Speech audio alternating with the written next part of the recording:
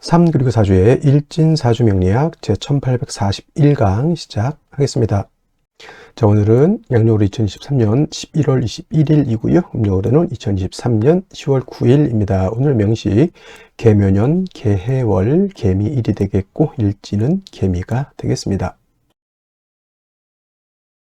자, 사주 볼 때 제일 중요한 것 일주의 천간인 일간이고요. 그 다음에 월주의 지지인 월령, 월지가 되겠습니다. 그래서 일간과 월령이라고 하는 것 매우 중요한 두 글자가 될 것인데, 오늘 일간이라고 하는 것 개라고 하는 천간이 일간이 되겠습니다. 이 개라고 하는 천간은 천간 10개가 있습니다. 갑을병정 무기경신 임계라고 하는 10개의 천간 중에서 이제 마지막 번째 천간이 되는 것이 바로 이 개라고 하는 천간이 되겠고요. 목화토금수라고 오행으로 구분하게 되면 갑을은 목이 되는 것이고, 병정은 화가 되는 것이고, 무기는 토가 되는 것이고, 경신은 금이 되는 것이고, 어저께 임과 오늘 개는 뭐가 됩니까? 수가 됩니다. 물이 되는 것이고요. 수라고 하는 것은 기운으로 놓고 봤을 때는 뭐와 같다? 차가운 냉기, 차가운 한기가 되는데, 그냥 오싹한 기운이 아니라, 제가 어제도 말씀드렸지만 사람이 사는 가장 추운 곳 영하 72도라고 하는, 마이너스 72도라고 하는 곳에도 사람이 산다. 저는 어떻게 사는지는 잘 모르겠지만 뭐 보아하니 뭐 과간입디다 이거. 그래서 그런 혹한의 차가운 기운을 갖다 물의 기운인 수의 기운이다라고 하고요. 계절로는 당연히 겨울이 되겠습니다. 겨울. 천간으로는 임수, 개수가 겨울을 관장한다라고 봤을 때, 지지에서는 해월, 자월, 축월이 겨울을 관장한다. 그래서 해월, 자월, 축월이 겨울에 해당이 되고, 수가 왕한 계절 수왕절이로 이렇게 보는 것이고, 방향은 북쪽이 되겠습니다. 쪽 이렇게 구분해 볼 수가 있죠. 주관하는 색깔, 당연히 수의 색깔은 흑색. 선생님, 제가 봤을 때 물은 투명하던데 백색으로 보는 것이 맞지 않겠습니까? 이렇게 보시는 분들도 있는데, 그런 분들은 이제 밥그릇에 떠놓은 물이라든가 시냇물만 봐서 그렇죠. 바다같이 진짜 깊은 물은요, 물이 얕을 때는 투명해 보이지만은 물이 점점 깊어지면 파란색으로 에메랄드빛의 그런 빛깔이 됐다가 더 깊어지면 푸른색, 그 다음에는 짙푸른색, 검푸른색, 그 밑으로 가면 이제 검정색, 본색이 바로 수의 기운은 흑색인 것이다 라고 볼 수 있겠고요. 주관하는 색깔, 현무라고 하는 상상 속의 동물이죠. 상상 속의 동물이니 누구도 본 적이 없을 것이다. 저는 그렇게 당연히 생각할 것이고요. 인의 예지신이라고 하는 오상으로 봤을 때 수라고 하는 것은 어떻다? 지혜를 뜻한다라고 해서, 물이라고 하는 것은 위에서 아래로 흘러가는 순리를 따르는 그러한 오행인 것이고, 물이라고 하는 것은 또한 지혜를 뜻한다라고 하는 뜻은 어떠한 틀에 구속이 되지 않습니다. 물이라고 하는 것은 네모내질 수도 있고요, 동그래질 수도 있고, 그 다음에 물방울이 될 수도 있고 하는 그러한 유연성을 가지고 있지만, 유연하다고 해서 힘이 없는 것이 아니라 목화토금수 중에서 가장 파괴력을 크게 갖는다. 제가 봤을 때는 물수가 엄청난 힘을 갖는다. 불이 나봤자 뭐 좀 태우고 말겠죠. 물난리 나면 장난 아닙니다. 그죠? 하다못해 저 쓰나미 한번 일어나 보십시오. 좀 영화도 해운대 같은 영화라든가 쓰나미 같은 거, 일본 저기 후쿠시마 거기쯤 오염수 그런 얘기도 하고 있지만은, 그 쓰나미라고 하는 것이 엄청난 그러한 파괴력을 가지고 있다라고 하는 것, 여러분들 꼭 명심해 두시기 바라고요. 자, 다시 수라고 하는 것, 다시 음수와 양수로 이렇게 구분해 볼 수가 있죠. 어저께 공부했던 임수라고 하는 것이 있었습니다. 임수라고 하는 것은 양의 기운을 가지고 있는 수라고 설명을 드렸죠. 그래서 임수라고 하는 것은 양의 기운, 크고 넓고 깊은 개념의 물이라고 해서 대수죠. 가장 큰 물은 바다, 다음 뭐 강도, 양쯔강, 한강, 미시시피강, 나일강 뭐 등등의 강이 있고요. 또 호수 같은 경우에도 한반도보다 더 큰 호수가 있다라고 이렇게 보고가 되고 있습니다. 그래서 임수는 양수로서 대수 같고, 바다라든가 큰 강, 호수와 같은 개념이다라고 봤을 때, 상대적으로 음수인 개수는 우로수라고도 표현해서 비우자 이슬로자, 하늘에서 내리는 이슬비 같은 개념으로 보기도 하고, 옹달샘 있죠. 옹달샘, 깊은 산 속 옹달샘 같은 작고 맑고 깨끗한 물 또는 정화수 같은 거, 음용수 같은 거, 성수 같은 개념 이렇게 볼 수가 있는데 핵심은 여러분 공통점이 있습니다. 우로수라고 하는 개념, 옹달샘, 정화수, 음용수, 성수의 공통점은 뭘까요? 그렇죠. 맑다라는 거예요. 맑다. 맑고 깨끗하다. 좀 유식하게 표현하면 청징하다, 청량하다라고 하는 것이 개수의 특징. 그러면 임수는 더럽습니까? 아니죠. 임수, 수라고 하는 것은 자체가 맑고 깨끗함을 좋아하지만 그 중에서도 임수와 개수라고 놓고 봤을 때 어떤 물이 더 깨끗하냐는 얘기죠. 깨끗함을 원할 때는 임수, 바다 안에는, 강 안에는, 호수 안에는 미역도 있고요. 뭐 흙탕물도 있을 수 있겠지만 이 사람이 먹을 수 있는, 그래서 제가 음용수라고 비유를 하는 이유도 거기 있고요. 그 다음에 성수, 캐톨릭에서 쓰는 성수가 더러운 말이 됩니까? 이게 하늘의 기도를 드리는 정화수가 더러우면 되겠냐고요. 그래서 맑고 깨끗하다라고 하는 것을 강조하기 위해서 제가 이 음용수, 성수, 정화수를 비유를 들은 거고, 그 개수의 핵심은 바로 이 맑고 깨끗함에 있다라고 하는 것이 가장 큰 특징이다라고 여러분들이 꼭 기억해 두시면 되겠습니다. 자, 임수라고 하는 것 설명, 신왕했을 때 뭐라고 했습니까?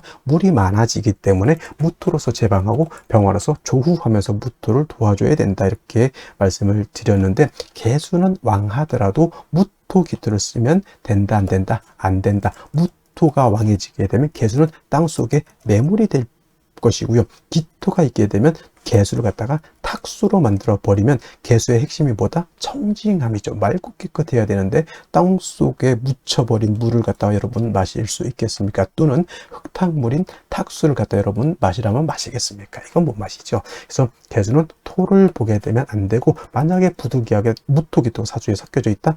간목으로서 토를 제거시켜준다. 이 간목은 비유를 하자면 정수기의 필터 같은 개념이라 생각하시면 돼요. 정수기 필터가 물을 깨끗하게 걸러줘.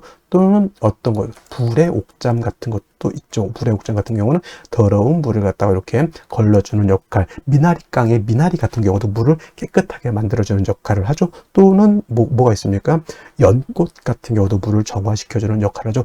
바로 이 간목이라고 하는 것이 그런 역할을 한다. 그래서 토가 있어서 물이 타게질 때는 간목으로서 그걸 제거시켜서 물을 깨끗하게 만든다라고 보시면 되겠고, 개수일간도 일간이 신왕할 때가 있겠죠. 물이 많아질 때가 있습니다. 그러면 임수같이 무토를 쓸 것이냐? 개수는 무토를 쓰면 안 되고요. 개수일간이 왕할 때는 반드시 병화를 쓰고 간목으로서 병화를 보좌해 줘야 된다. 왜 병화를 쓸까요?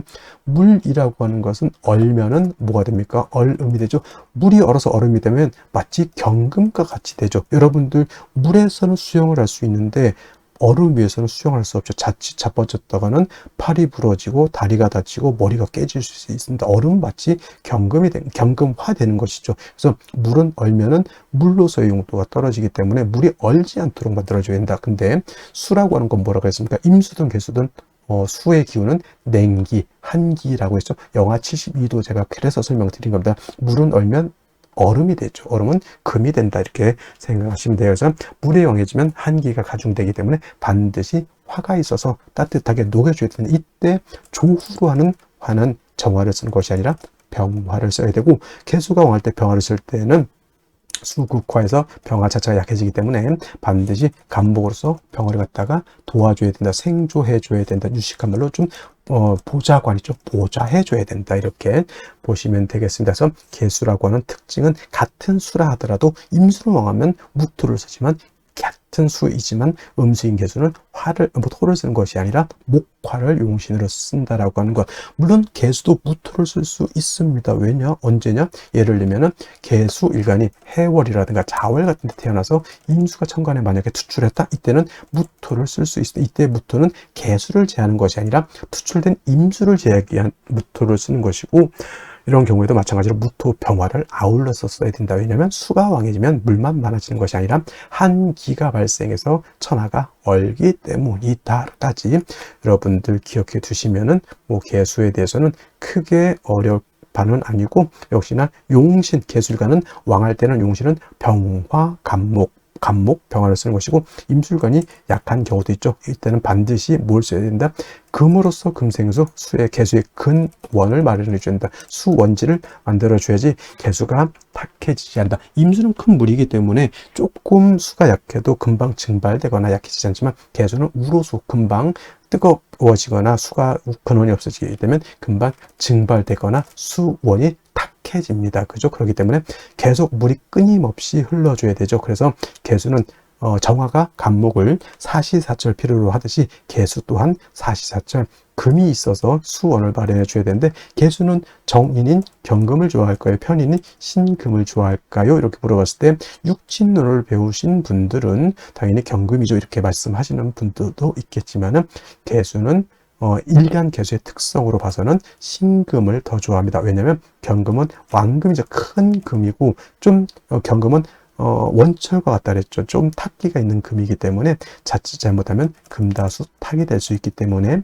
개수는 부득이한 경우가 아니고서는 신금으로서, 음금인 신금으로서 음생음의 공, 음생지공이라고 하죠. 그래서 개수는 음금인 신금으로 생해줘야지 금도 깨끗하고 물도 깨끗해질 수 있다 정도 기억해 두시면 되겠습니다. 그러면 선생님, 개수, 요즘 신금 없으면 경금 못 씁니까? 아니, 당연히 일간 약한데 신금 없으면 당연히 경금 써야지요. 뭔 소리입니까?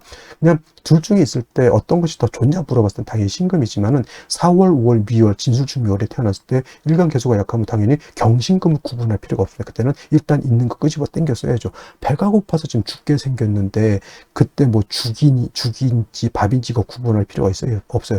일단 먹고 보는 것이, 그렇죠? 그래서 개수일간은 왕하면 병화 간목, 약하면 금으로서 개수를 생해주되, 일간의 특성상 양금인 경금보다는 음금인 신금이 더욱더 좋다. 이는 개수가 뭘 좋아하기 때문에? 청징함을 좋아하기 때문에 그렇다. 해서 일간의 특성을 아는 것이 그만큼 중요하다는 것이 바로 이러한 것이 연유가 되기 때문에 그렇습니다. 자, 그러면 다음 개수일간이 태어난 월령에 대해서 알아보도록 하겠습니다. 자, 다음으로 월령에 대해서 알아보도록 하겠습니다. 자, 월령이라고도 하고요, 월지라고도 하고, 월원이라고도 표현하죠. 제강이라고 하는 표현도 쓰긴 하지만, 이렇게 기본적으로 월령, 월지, 월원이라고 하는 것은 다 같은 것을 말합니다. 월주의 지지를 말하는 것이고, 이 월령, 월지, 월원이 중요하다라고 보는 것은, 이 네 지지 중에서 유독 이 월지만이 계절의 개념을 가지고 있고요. 계절이라고 하는 것은 추나 추동을 말하는 것인데, 이 월지 안에 어떤 핵심을 갖고 있느냐? 왕세와 한열의 개념을 가지고 있다. 사주는 어떤 사주가 중요한 것이다? 좋은 것이다. 중화된 사주를 좋게 보는데, 그럼 무엇을 중화를 할 것이냐? 바로 왕쇠라고 하는 것과 또 뭐 한열이라고 하는 것을 중화를 시켜야 된다. 왕쇠라고 하는 것은 사주에서 어떤 오행이 왕하냐 또는 어떤 오행이 약하냐를 보는 것이고, 한열이라고 하는 것은 이 사주가 추우냐 더우냐, 좀 더 자세하게 말하면 한난 조습을 본다라고 해요. 한이라고 하는 것은 차가운 것을 말하고, 난이라고 하는 것은 따뜻한 것을 말하고, 조라고 하는 것은 건조한 것을 말하고, 습이라고 하는 것은 습한 것을 말하는 것인데, 사주라고 하는 것은 이 한난 조습이 완전하게 중화를 이루고, 또 왕세라고 하는 것도 목화토금수 중에서 골고루 있으면서 서로 중화되고 견제 균형을 맞추고 있으면 굉장히 좋은 명식이 될 수 있지만은, 그렇지 않고 이것이 깨져 있다, 견제와 균형이 깨져 있다라고 하면 좋지 못한 구조가 되죠. 예를 들면 일간이 너무 왕한데 이 왕한 일간을 갖다가 통제할 수 없다라든가, 또는 일간이 너무 약한데 식상이 왕하든가, 일간이 약한데 관성이 왕하든가 하면 안 된다는 얘기입니다. 그래서 사주는 중화된 사주를 중요시하는데, 왕세와 한열의 중화가 그만큼 중요한 것이고, 이것을 가늠해 볼 수 있는 것이 바로 이 월령, 월지, 월원이라고 하는 것이다. 근데 이제 이번에는 해월이 되겠죠. 해월. 자, 해월, 일단은 월을 볼 때는 절기가 어떤 것이 있느냐를 먼저 볼 수 있죠. 입동과 뭐가 있습니까? 소설이 들어가 있죠. 소설도 나름대로의 의미가 없지 않아 있겠지만은, 중요한 것은 입동이라고 하는 절기가 되어야지만 이전의 어디에서 술월에서 이 해월로 전환이 된다. 술월은 신유술, 늦가을에서 해월로 넘어오는 환절기라고 제가 말씀을 드렸고요. 해월부터 입동이 되면서부터 해자, 축, 월이라고 하는 3개월 동안 동절이죠. 겨울에 접어들게 됩니다. 엄동설한의 계절인 것이고요.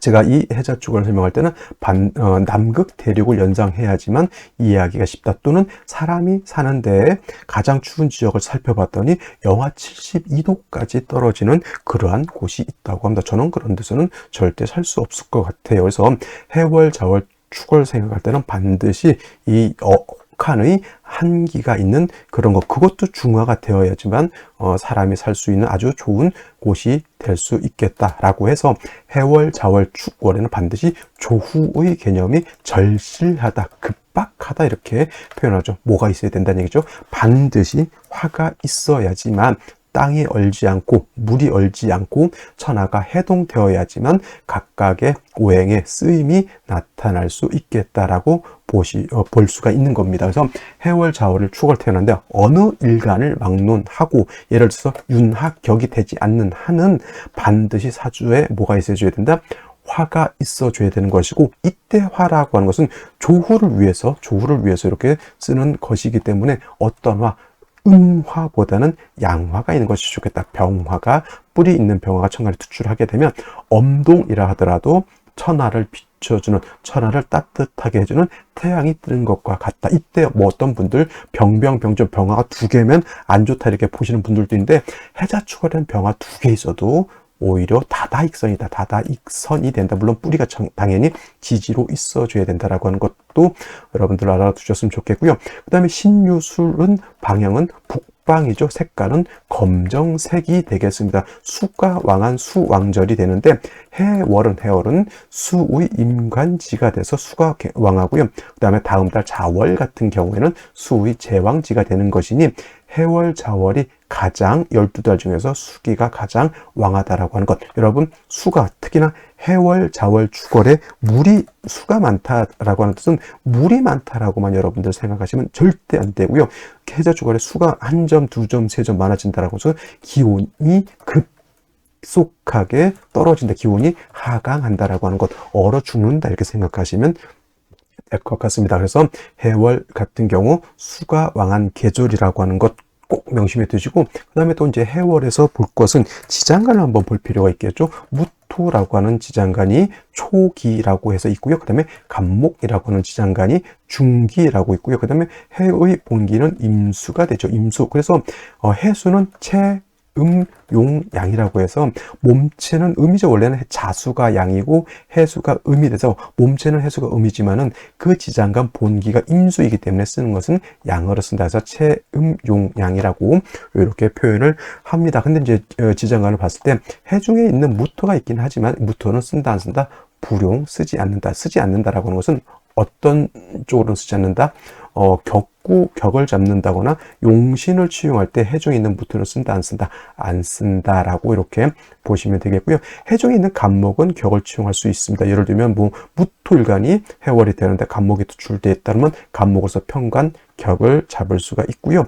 그 다음에 해월 같은 경우에는 뭘 할 수 있죠? 지지로 합을 할 때 해묘미 목국을 형성할 수도 있겠고, 또 한 가지 뭘 할 수가 있죠? 그렇죠. 인해 합목도 가능하다 보니 해월이라 하더라도 인해 합목이 되거나 해묘미 목국을 짜게 되면 이때는 마치 봄의 나무처럼 목이 왕해질 수도 있다라고 하는 것을 또 생각해 보실 필요도 있겠고, 만약에 임수 같은 것이 투출하게 되면 본기가 투출되는 것이죠. 이거는 수가 너무 많아지게 되는 것이 문제가 될 수가 있다. 자, 수가 한 점 투출하게 되면 물론 물이 많은 걸로도 볼 수 있지만 당연히 보다 한기가 급속하게 떨어진다라고 하는 것을 여러분들 머릿속에 꼭 기억해 두시고 사주를 보시면 좋을 것 같습니다. 자, 이러한 엄동설환인 해월의 일간 개수가 태어나게 되면 사주를 어떻게 배합하는 것인가? 자, 개수라고 하는 것은 음수로서 우로 수와 같다 그랬죠. 하늘에서 내리는 이슬과 같은 것이고 사람이 먹을 수 있는 음용수와 같은 것이고 예를 들어서 캐톨릭에서 쓰는 성수 같은 개념이죠. 그래서 이 개수라고 하는 것은 핵심보다 맑고 깨끗함을 어떻게 유지하느냐가 개수의 핵심이다라고 말씀을 드렸고요. 이런 개수가 태어난 월령이 해월입니다. 해월은 수가 왕한 수왕절이죠. 해월은 특히나 수가 임간지에 해당이 되기 때문에 굉장히 왕한 월령이 되겠고요. 일간 개수가 월령을 얻었기 때문에 개수도 굉장히 신왕사주가 된다. 신왕한 사주가 되는데 어저께 임수처럼 개수는 아무리 왕해도 뭘 하지 않는다. 물이 범람하거나 그러진 않기 때문에 특별한 경우가 아니고서는 개수는 뭘 쓰지 않는다. 무토, 기토, 관을 쓰지 않는다. 무토는 여러분들이 정관이니까 좋게 볼 수도 있지만 무토 같은 왕토를 보게 되면 개수 같은 작은 개수 같은 경우는 땅속에 묻혀버리는 매몰돼 버리는 그런 구조가 되기 때문에 결단코 개수는 무토, 기토를 쓰지 않는다. 만약 이런 경우는 있을 수 있을 것 같아요.